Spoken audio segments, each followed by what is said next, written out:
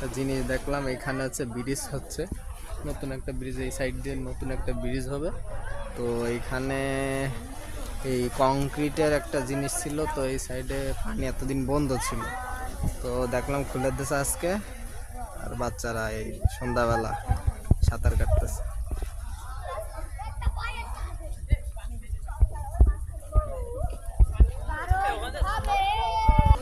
একটু পা ভিজায় আসি, রাকিব দাঁড়া।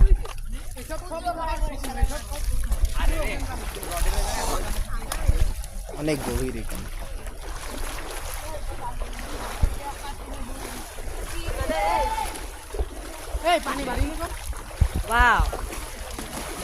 তো মাঝখানে আছি, পানির